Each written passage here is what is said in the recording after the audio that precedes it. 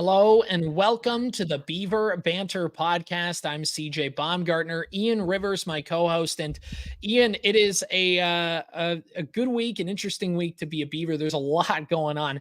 We were just talking here before we started recording that this might be our busiest show to date. There's a lot going on and a whole lot of stuff that we have to let you know about too. But Ian, how have you been? And what's going on? I'm doing good, man. There's a lot going on right now. We got a lot in the works for the next, for sure, 8 to 9 days worth of podcasts and other stuff we got coming up. So, and we'll touch on that a little bit more as we go along. But yeah, there's a lot in the works. So make sure you're here for all of it. Yeah, keep following us on Twitter, Facebook, YouTube. We do all of our live streams on video there. You can also follow us on Apple Podcasts, Spotify. And that's not how you really want to end a season because for obvious reasons, but you kind of thought for a second there was a chance if we picked up wins against Minnesota State and Augustana that we could sneak into the playoffs. And the reason that I kept kind of touching on that point is because of the schedule this week. We've got Minot State and UMary this weekend.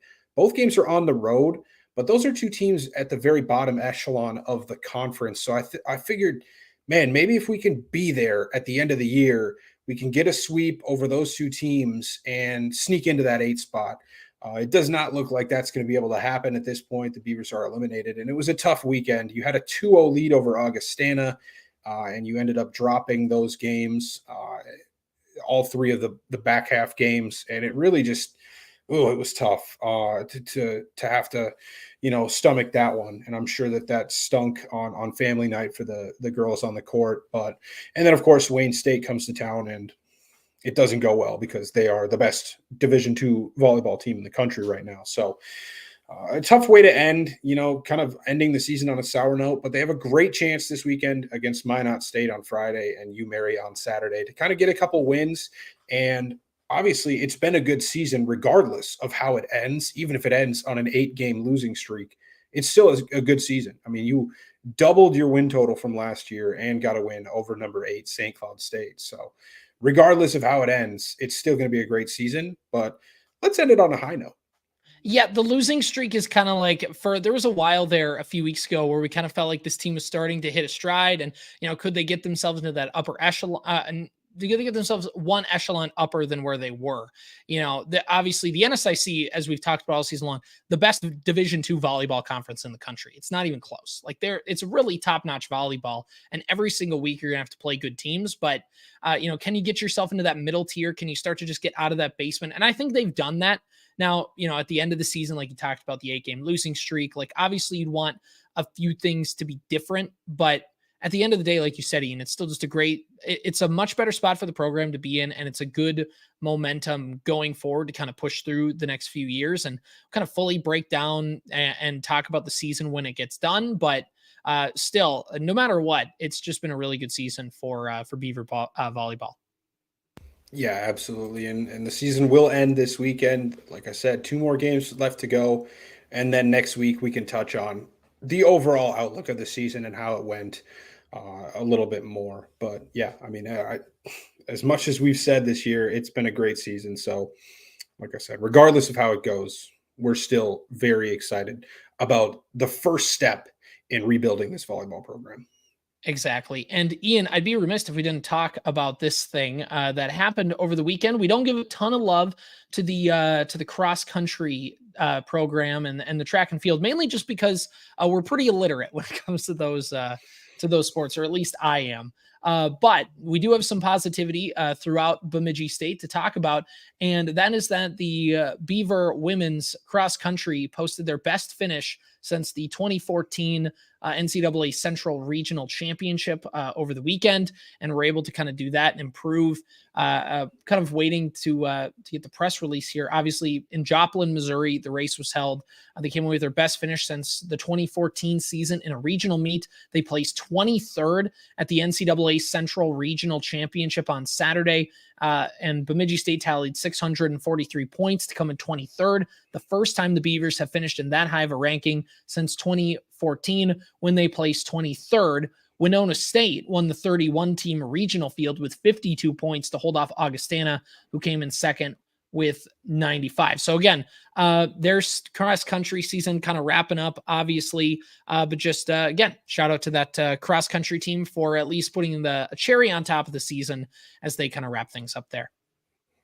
Yeah, super cool. Like you said, we don't really give a lot of love to the more individualistic sports, track and field, cross country, golf. But we'll be sure that if any big news like that does break, we will get it to you and give credit to the athletes involved. So congrats to them on a really good result there. Yeah, exactly. And so chugging things along here, Ian, we're going to talk a little bit of football. We have some football stuff that we do want to share, but we're gonna hold it off until tomorrow. So for those listening right now, tomorrow morning, which would be Wednesday morning, we're gonna have a podcast coming out. We're gonna have an interview podcast. We're going to have it with a member of the Bemidji State Football Organization. You know, we've had Jordan Hine on before talking. It will not be Jordan.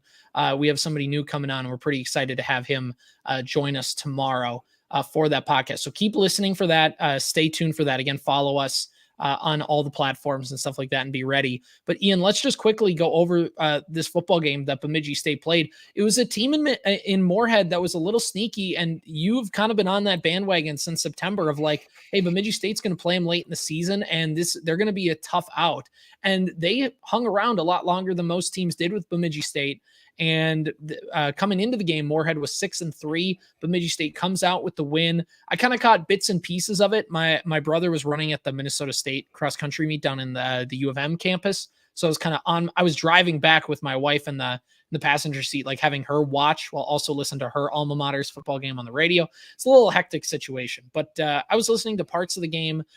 Ian, what were you able to catch, and just kind of what were your thoughts of the game?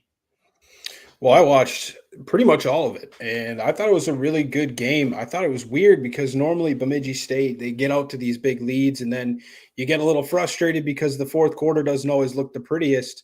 And I thought that was exactly how the first and second quarters looked. It was just a sloppy game. There was, nobody really wanted to take the lead and take command of the game.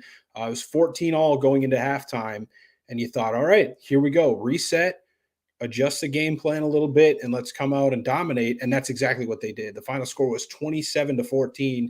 Moorhead did not score in the second half. Bemidji State started taking the ball away. I think they had 3 or 4 takeaways in this game. I know that Strand put the ball on the ground at one point, and he threw 2 interceptions. That's the quarterback for the MSU Dragons, for those that don't know.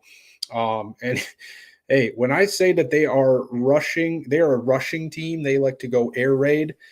They threw the ball 60 times in this game, and obviously Moorhead you're talking about? Moorhead did, Yeah. yes. Obviously some of that is, they're down in the fourth quarter and they're trying to make a comeback, but yeah, they throw the ball quite a bit, and so 42 of 60 and 310 yards. And I thought the Beavers did a really good job of game planning around him and not giving up too many deep opportunities to this Moorhead Dragons team, and they just had to kind of dink and dunk. But only 310 yards and 2 touchdowns. That's well under Strand's average. That's how good he's been this year. So I thought it was a really good game from the Beavers.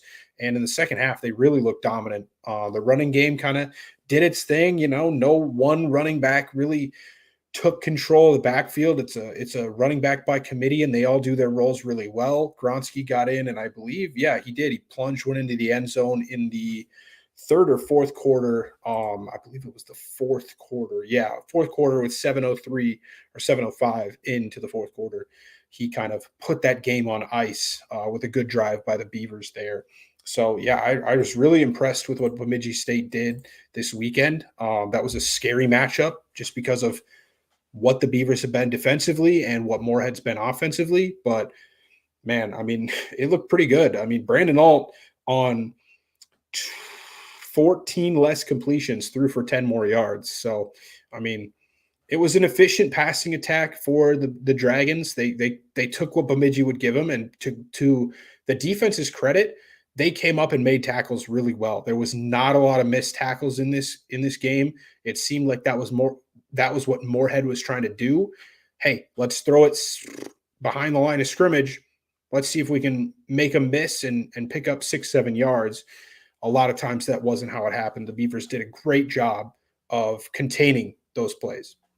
Well, and it kind of goes to show, like we said, Moorhead is a team that kind of does a lot of things like Bemidji State offensively. They're a pass first team. That's how they like to kind of dictate their offense. And Bemidji State for the last handful of years, yeah, it's been their offense. And I think we talk about the turnovers and we talk about how Bemidji State can sometimes put themselves in a hole, but I think we kind of do have to give them credit too for the amount of times they pass the ball and the amount of times that ball is in the air.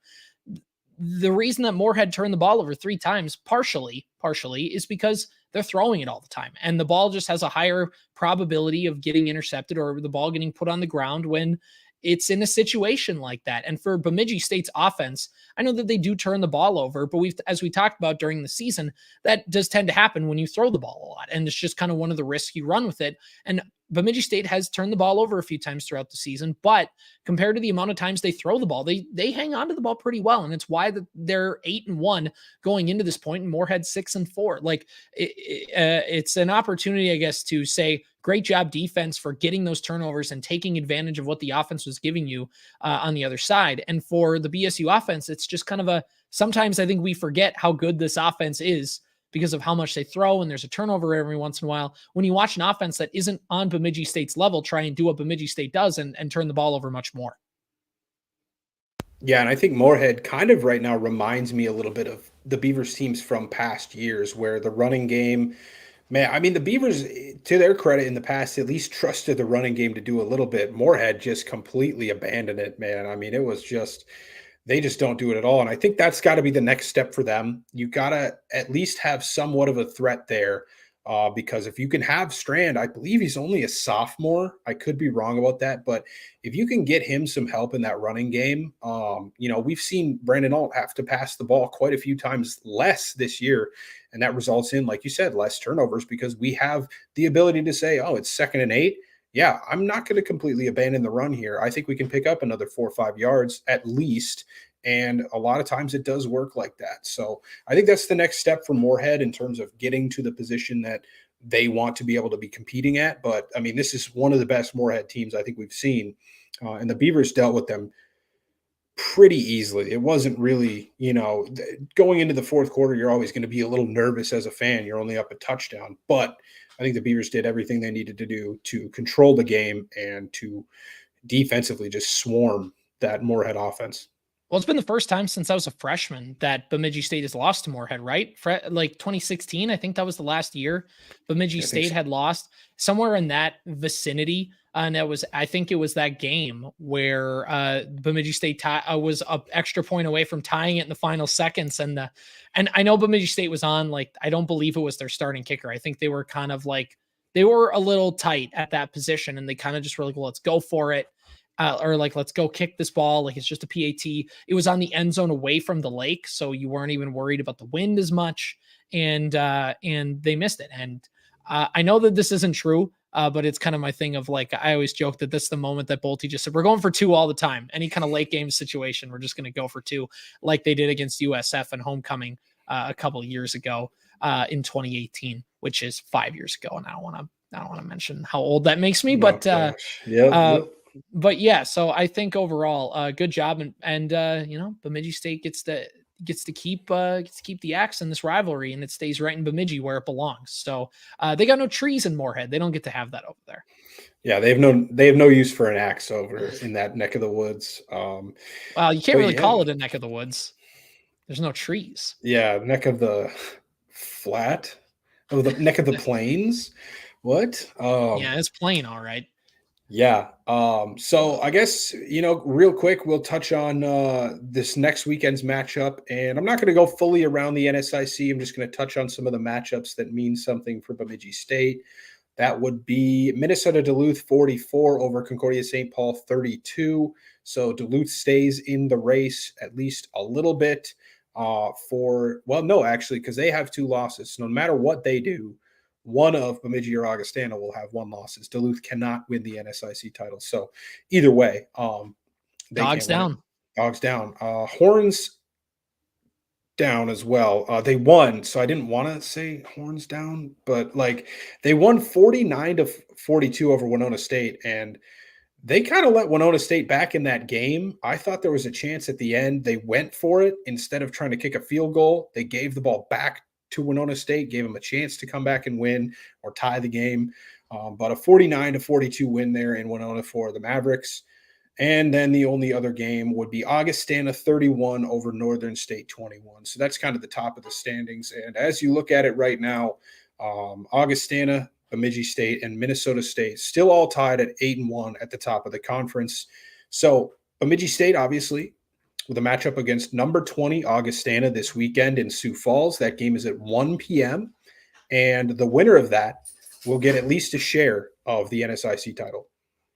Yeah, it's things are starting to heat up, and right now there's the rankings. Bemidji State moved up to 9th in one of those polls, which is great. And maybe you feel like they should get up higher. Well, they're gonna have as we've talked about kind of with the polls the last few weeks. It's always like, yeah, they're ranked here, but that's most definitely going to change next week because of the team that they're going to play.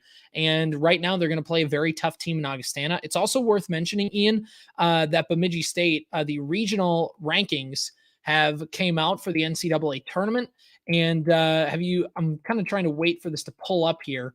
Right now, Bemidji State is currently ranked 5th, and they're the top NSIC school in this picture. Colorado School of the Mines is number 1, Western Colorado 2, Central Washington 3, Texas Permian Basin at 4, Bemidji State 5, Augustana 6, Minnesota State 7, Angelo State 8, Wayne State 9, Texas A&M Kingsville 10.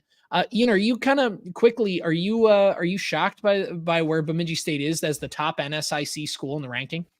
Not really. What's weirder about it, I guess, is the fact that Bemidji State was 7th last week in that first, because this is the third week they've had a poll. The first week is just, these are the teams in consideration. Right. Last week they gave them rankings. Bemidji was 5th.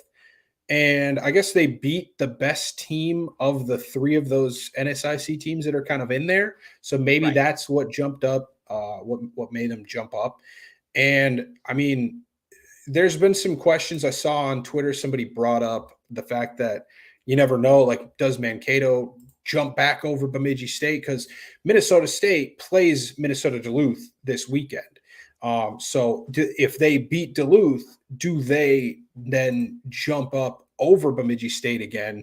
And I don't see how that would happen. If Bemidji State's already above Mankato, and if they beat Augustana, yeah. You would think that they would stay above them. And obviously it's a weird, we don't know exactly how it works, but I truly think that there's a chance here for Bemidji State to end up with a home game in the playoffs, because and we'll take a look at that really quick. So if Bemidji State is to win their game over Augustana, then you would hope that Minnesota Duluth beats Minnesota State, because then there's just no chance of, well, A, because Bemidji State would win the NSIC title outright if that was the case, and B, because then there's no chance that Mankato were to jump you in the rankings. So that would be fun and neat. And then the other reason that I think that if Bemidji State wins, there's a pretty permanent chance that they jump into at least the 4 spot, is because 2 teams that are ahead of them, Texas Permian Basin and I believe it was Central Washington, they play each other this week. So one of those teams is going to pick up a loss. Yeah. And that means that if Bemidji is to win, they jump into that, at least the 4 slot. And then you're relying on somebody else losing. It's looking tough to get any higher than that, which is a little unfortunate, but we'll see. You never know what the rankings are going to look like. And if Bemidji comes out here and absolutely dominates Augustana, then maybe that changes things. But getting the win, I think, is just the most important part in the first place. And then just seeing where the dominoes fall will come after that. And I think there's a pretty good chance that Bemidji makes the playoff, even if they lose this game to Augustana, as long as they don't. I think they would, because their 2 losses would be to the other 2 top schools in this ranking, like in the other top NSIC schools. So I think they'd be able to hang on. Everybody that's outside the playoffs looking in right now has 3 losses. Angelo State, Wayne State, and A&M Kingsville, all 3 lost teams. I would find it really, really insulting to Bemidji State if a 2-loss Bemidji State team who lost to potential 1-loss teams on the season in Mankato and Augustana drop below any of those 3-loss teams. That would be I would be having a word with the committee. But either way, so yeah, there should be a decent chance to make the playoffs either way. It's just going to be, are you at home or are you on the road? Who do you play? And remember, how it works is the bottom three seeds, I don't believe, are seeded. They just go to whatever is the easiest travel route for that, designated Right. team. So if Western Colorado stayed at number 2, whoever's the closest to Western Colorado in that bottom 3 would go to Colorado to play, and vice versa. So Bemidji State would probably end up playing one of those NSIC teams, I believe. I was going to say, how interesting would it be if Bemidji State beat Augustana and then had to play Augustana that next week? That would set up a very interesting matchup. Yep. No, it would be. And the thought that I have is, and Duluth isn't in these rankings, which maybe they just haven't beat anybody good enough to be in consideration. But if they think a couple losses Minnesota in a row State, is going to hurt them. If they beat Minnesota State, like, do they jump into that, 7 category? And then would they be coming to play Bemidji? And that's a favorable matchup based off of the defensive style.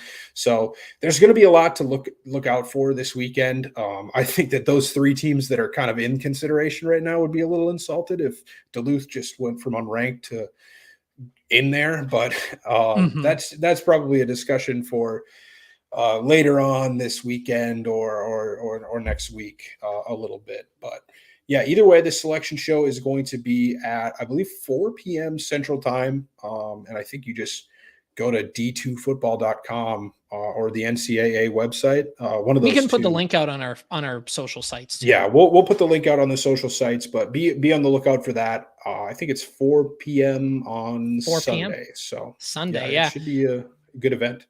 And by the way, we have some Beaver Banter related content that we're expecting to get ready for the selection show stuff coming up. Go follow the Twitter.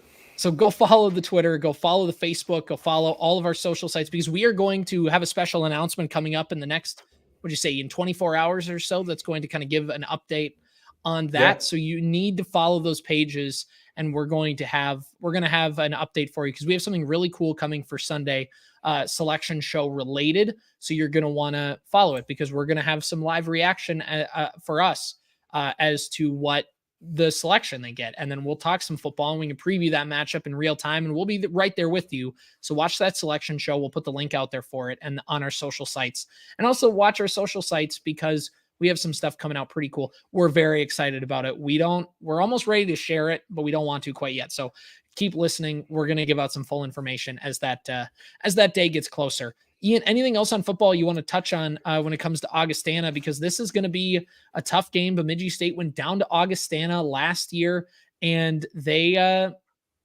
ended up losing. And of course, it was kind of what we talked about last year, was you got into a hole and you almost dug yourself out of it. You couldn't quite, and they started 0-2. And interestingly enough, if Bemidji State does not beat Augustana, just like the year before, their only 2 losses will be to Minnesota State and Augustana.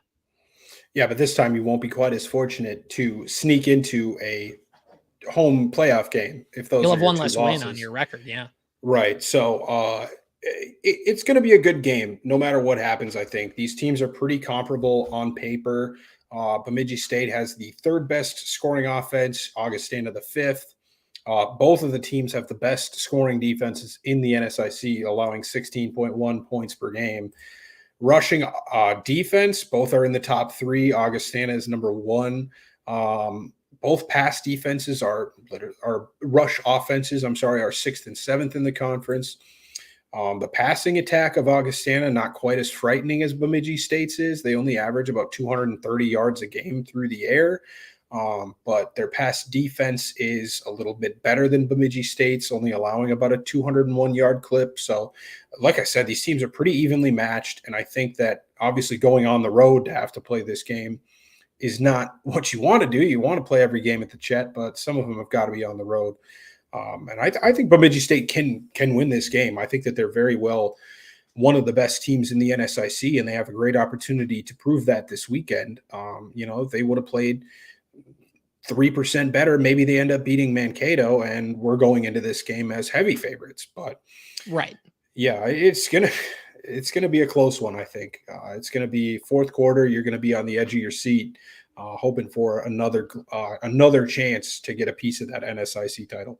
And again, Augustana coming into this matchup ranked 20th. So, obviously you got to go down there. It's never an easy place to play down in Augie, but this would be a really big opportunity for the Beavers to, like we've talked about, Ian, if you can get this game and you can get a home game at the Chet, it puts you one, you're going to play a lesser opponent, but two, they got to come up to Bemidji and they got to come into the environment. I know the Chet wasn't necessarily rocking on Saturday because of rifle opener, but it's gonna get back there by the time the playoffs roll around, and it'll be a really fun place to be for that postseason atmosphere. But yeah, Bemidji State and Augustana for the last like 4 years, 5 years, 6 years, 7 years, almost every game that these two teams have played ends up coming down to the wire. It ends up being a good game. Remember the last win Bemidji State had down in Augustana was the playoff win a couple of years ago. So it's not like this team hasn't won down there. It's gonna be a tight game. It's gonna be a lot of fun.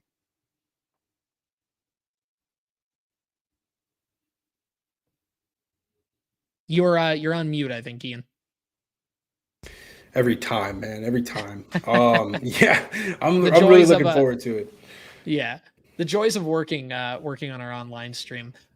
So yeah, with that, let's move into another team that had a playoff game at the Chet last night, and that was the BSU women's soccer team. Before we get to that game, Ian, let's talk about how they ended the season, because we were a little down in the dumps on that soccer team after a weekend that did not go their way before, and now over the last couple games, Ian, leading up into the NSIC tournament, they ended up getting themselves a home playoff game. How'd they do that?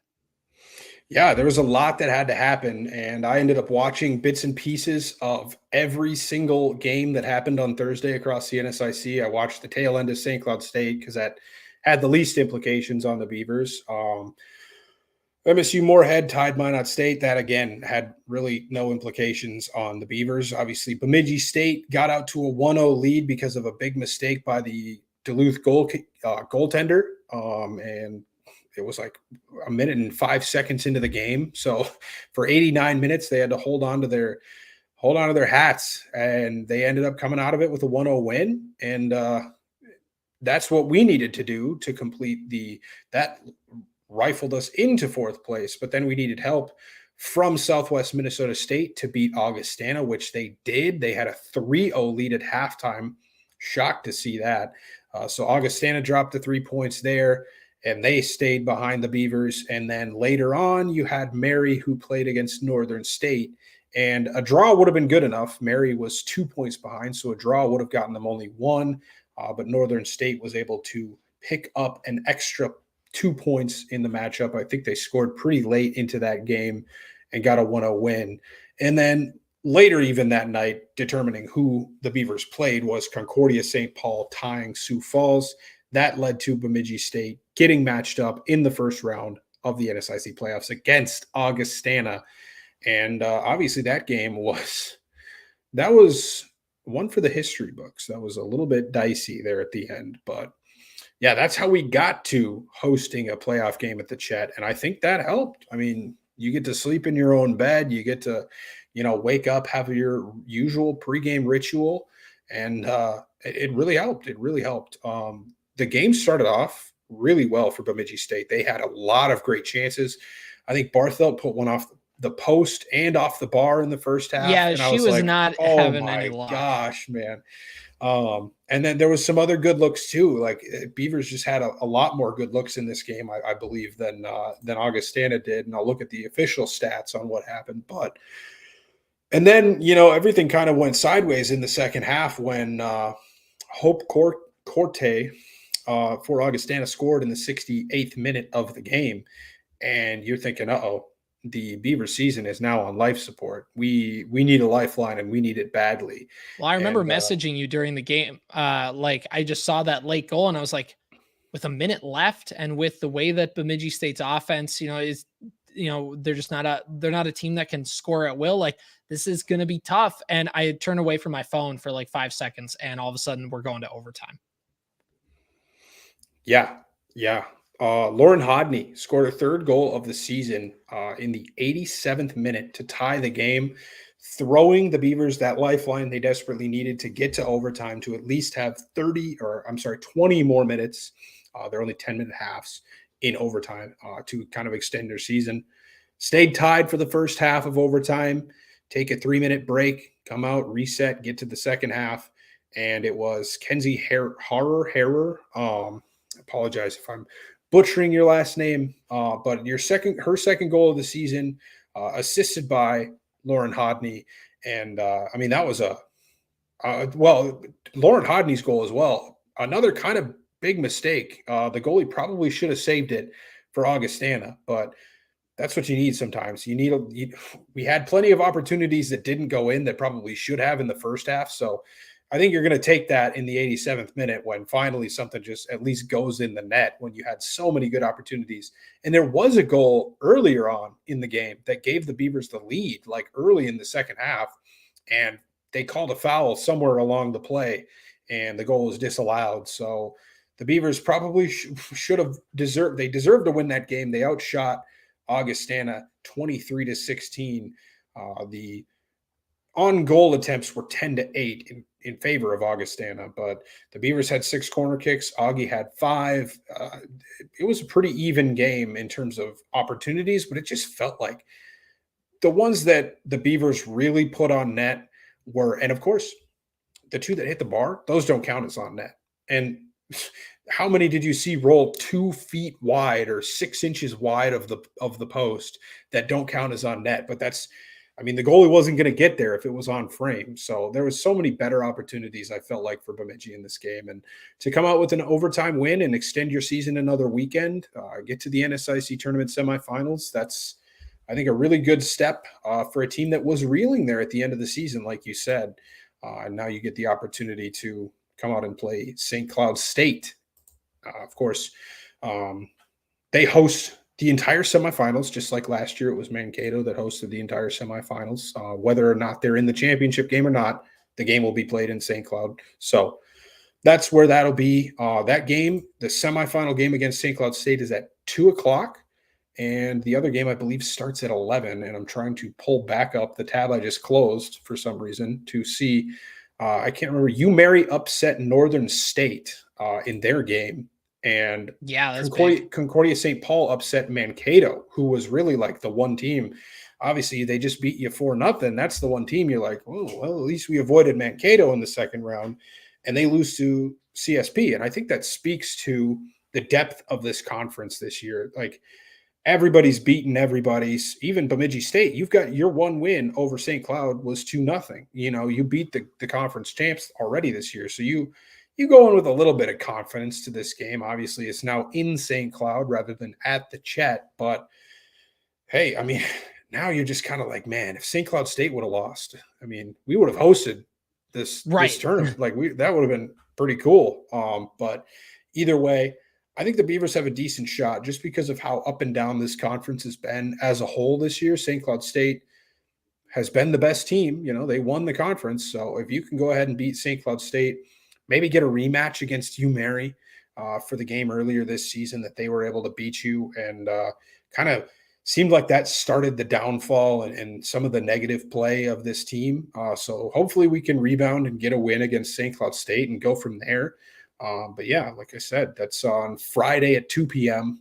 Of course, the first semifinal is at 11 a.m. on Friday. So if that's what you want to watch on a Friday morning, absolutely turn in. But for sure, tune in by 2:00. Yeah, there's a lot of stuff that's going on. And Ian, really, when that game went to overtime, when Bemidji State tied the game up and I turned around, it's like, we're going to overtime. I was watching on the stream on my phone, which, again, get the NSIC app on your iPhone, Google, Roku device, like whatever. That thing has been clutch. We're not getting paid to say that, but I just feel like, again, it's a reminder. Go get that. You can watch all of the NSIC games that are being played on there. It's clutch. Go get it. So I was watching that. And as soon as Bemidji State tied the game up, Ian, I was just kind of like, well, I don't know why I believed it, but it was like, we're tied up. We're going to win. Like, we're going to win this game. There was nothing in my mind at that point that was like that they're going to lose. I was like, okay, well, let's get ready for them to play St. Cloud State later in the week. And this team is, I know that they're young. I know that they've cycled through some pieces that were not on this team a year ago. Like, obviously they graduated some good seniors. They have some young girls that are getting in and trying to play and getting their first taste of playoff and NSIC tournament action.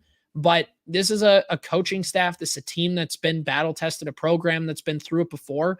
And I guess kind of last question before we move on from soccer, Ian, what's the path for women's soccer to get to the NCAA tournament? If they lose, is their season done, or do they have a chance? I think their season is done if they lose. Now, obviously, there's rankings that come out every week, and they don't look very promising. I don't believe Bemidji State is in those rankings.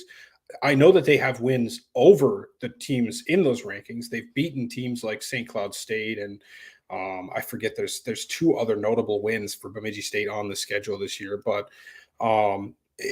yeah, it's I believe Augustana might be the other one. But yeah, I mean, I think you do. I think you have to win this tournament. I don't think that just beating St. Cloud State and getting another quality win under your belt is going to be enough. I could be wrong. Like I said, we're not necessarily experts on the brackets.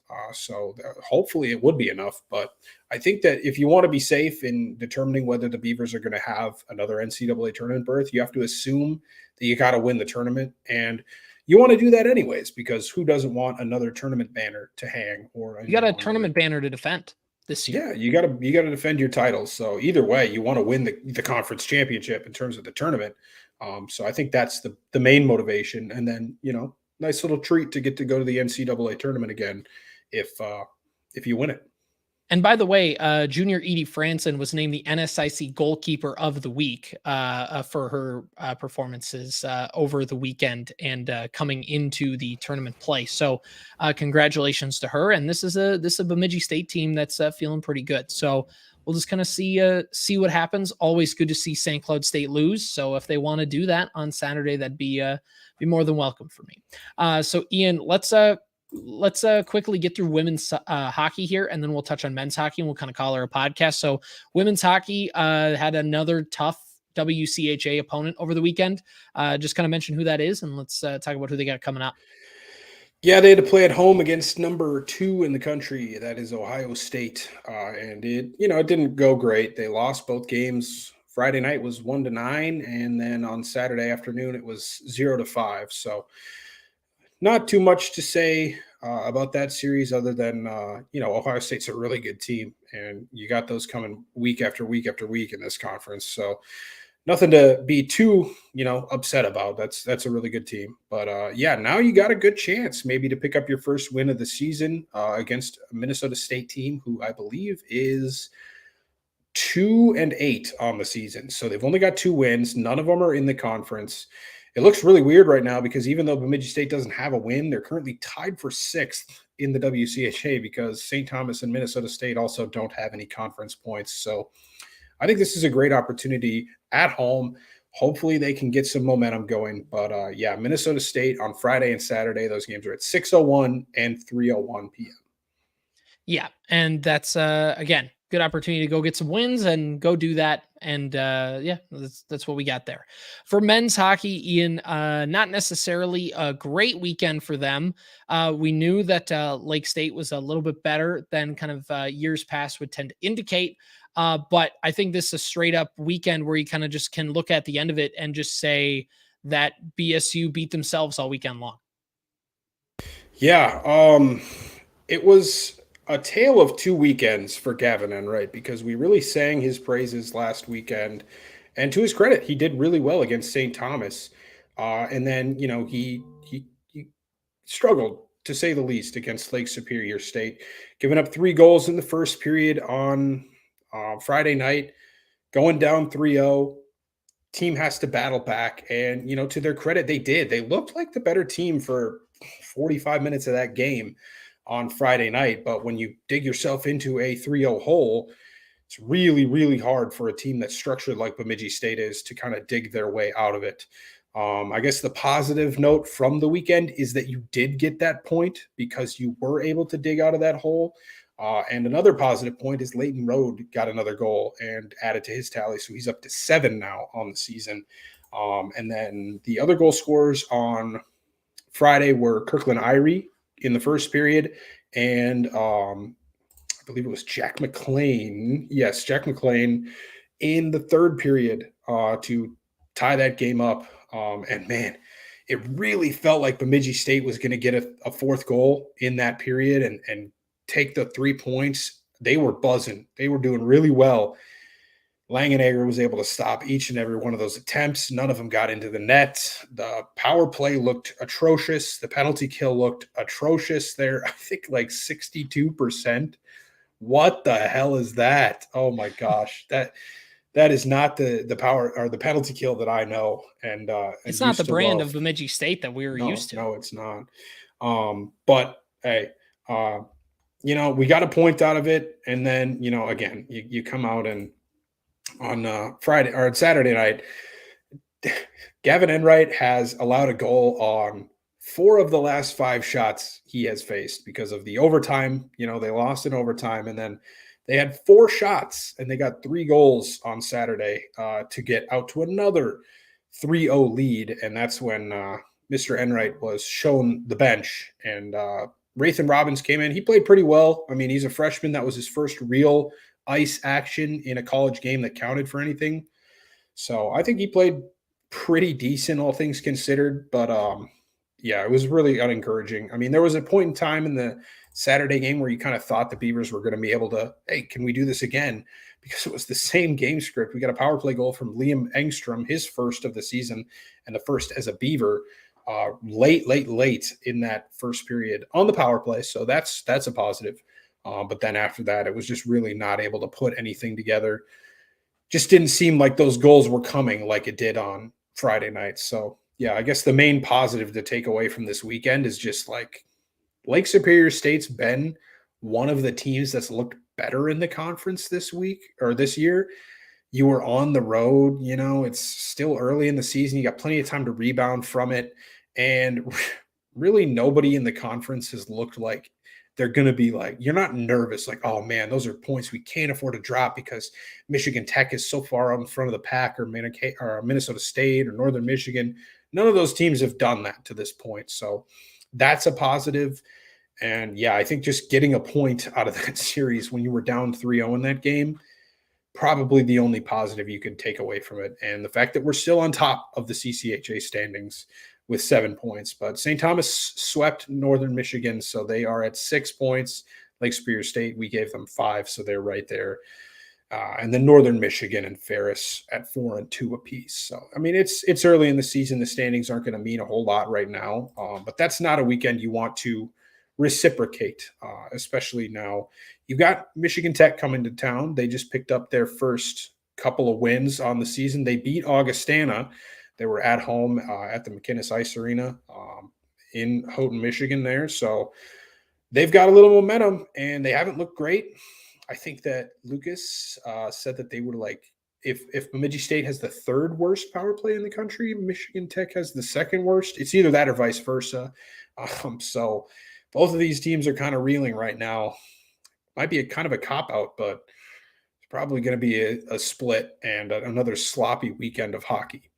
Yeah, and do you kind of chalk that up into just this point in the season, like the fact that it's still November, or is it just kind of like, do you feel like this is a precursor to kind of the rest of the season? I think it's just going to be a little bit ugly. Like you're going to have weekends like you did against St. Thomas where you feel like, yeah, this team is starting to put it together. I wouldn't hold on to that feeling for too long though, because I think it's going to be really inconsistent. This team is still very young. Like most of their impact players are on the younger side. The sophomore class and now the freshman class even has shown some good things. Jack McLean's got 2 goals. He kind of came out of nowhere. Noah Quinn's put in some good minutes as a freshman, and Liam Engstrom obviously playing up with maybe the second line. So, I mean, there's a lot of freshmen and sophomores that are contributing, and I think we do. I think we need to see a little bit more from the seniors and from the junior class because they've been a little bit silent this year, offensively especially. So if we can get some more contribution from them going forward, I think this is a team that very well could win the conference. I think there's enough there that Bemidji State could put it together. But as of right now, especially after a weekend like that, you're not going to count on anything going your way too consistently. It still kind of looks like 3rd or 4th or 5th place in the conference is about where they'll finish, but there's still a lot of time left. I mean, this is the first series of November. There's still a lot of hockey left. Things can change in a hurry. So I wouldn't necessarily go out of my way to predict a conference title. We're still waiting on any news at all about Matthias Scholl and whether or not he can get back, because I think that's going to be a huge catalyst. I mean, realistically, we might come out of this series with 4 or 5 points if Matthias Scholl starts in this game. And I'm not trying to dog on Gavin Enright here. Like, he's had his weekends. I mean, we wouldn't have got 6 points without him last weekend or 2 weekends ago now. So I'm not here to dog on Gavin Enright, but maybe if we save 2 of those 3 goals and we're only down 1-0, it's just, there's such a different game. You can't dig yourself in a hole like that. Even if you're like the Gophers team from last year with all that talent on their offensive, it's not a good recipe for success to start in a 3-0 hole. So I think if we can avoid doing that going forward, we'll look a lot better. But we'll see. Yeah, a lot of things still to come with this team. We'll kind of keep an eye on it as they have some important games as coming up here for the Beavers. Hey, let's finish up the podcast with this and the fact that we talked about things are getting busy at the BSU campus. Basketball is starting up. Women's basketball has their first game, according to the website, in 3 days, 22 hours, 21 minutes, and 8 seconds until tip-off at the BSU Gymnasium against Division III St. Scholastica. Then they play an exhibition game on Monday, the 13th, against Mayville State at the BSU Gymnasium. They host Oak Hills next Thursday. They have Minnesota Morris on Saturday, the 18th. All those games at Bemidji, and either Division III or I don't even know what the heck Oak Hills is at this point. But these are a lot of winnable games for this team. Obviously, they had a season that they kind of want to forget about a year before. But for women's basketball, they're off and rolling in the next few days here. Yeah, and I think it's a great opportunity for them to prove some of those doubters wrong. Like we said, I mean, volleyball's done it this year. Softball did it last year. Men's basketball even did it last year. There's been a lot of seasons that we've covered just in our year and a third now of covering these Bemidji State teams that have kind of surprised us with how good they've done. So, coincidence? I think not. Hey, 6. If you want to go out and watch some of the women's basketball teams, their first 6 games are going to be at the BSU Gymnasium this season. So all through the month of November and early December, you can watch them at home. And then even then, if you want to travel with the team, they won't be going far. Moorhead, Aberdeen, Bemidji, St. Cloud, Bemidji. So a lot of early season action here at the BSU Gymnasium for the women's team, and hopefully they can pick up some early season wins. Yeah, get that momentum going early. Flipping things over to the men's side, they are going to go down to Kansas City, Missouri. They are going a little bit further of a trip. A little bit further of a trip, a little bit warmer. On the Central Region Challenge, their first game is on Friday, 11 a.m. tip-off against Henderson State. According to their logo, they are the Henderson State Reddies, Reddies. So they're pretty unserious. I wouldn't consider them a true threat at all. No, exactly. I have know nothing about them except for that name, and they're already my least favorite school from Missouri. And maybe even the whole country, honestly, in Division II men's basketball. Wow. All right. The Reddies. What is that? Call yourself something cool. Come on. Anyway, so they also play Missouri Southern on Saturday. And then they'll come back next week to the BSU Gymnasium Tuesday, Thursday. They're going to play Northland. They're also going to play Oak Hills Christian. So again, they have some opportunities here before Thanksgiving, some very winnable games in the Northland and Oak Hills. Those are your gimme wins those are your scheduled wins that the university gets you. So obviously it's just kind of getting your minutes, getting a couple games underneath your belt, seeing some things in game action. But yeah, here we go. Hockey started on the men's and women's side. We have basketball coming up. Things aren't slowing down at BSU, and we've had a loaded podcast here today. I do not have the ticker on how long this podcast has been, but we're probably into that hour range.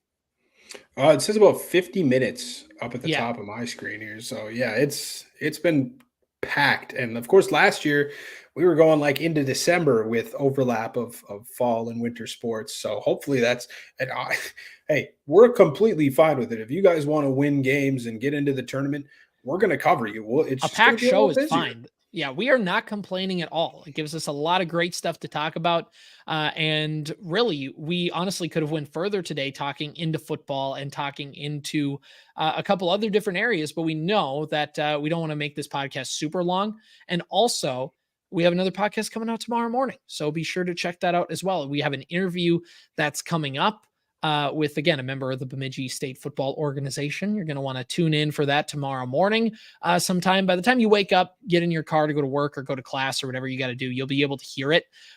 So again, follow us on Facebook, on Twitter, X, as well as YouTube, and then Apple Podcasts, Spotify, wherever you get your podcasts is the way to follow us. Again, on Sunday, 4:00 is the Division II football selection show, where we figure out, we're assuming Bemidji State gets into the tournament either way. Pretty confident in that. So depending on what happens, we'll have live reaction afterwards, and we have something pretty special kind of in the works that we're planning with that. So stay tuned for our social media pages as well. On everything that's coming up, and we'll announce more details on that there. Ian, anything else you want to preview before we call her a pod for the day? No, I don't think so. I think we got everything pretty wrapped up. Busy show, but that's always fun when there's a lot to talk about. So go Beavers. Hopefully everybody wins this weekend and we can end some seasons on a high note and continue some seasons on a high note. Yeah, keep some stuff going. There's a lot of stuff at Bemidji State, and we love talking about it. This is the Beaver Banter Podcast. I'm CJ Baumgarter. That's my co-host, Ian Rivers, and we will catch you next time.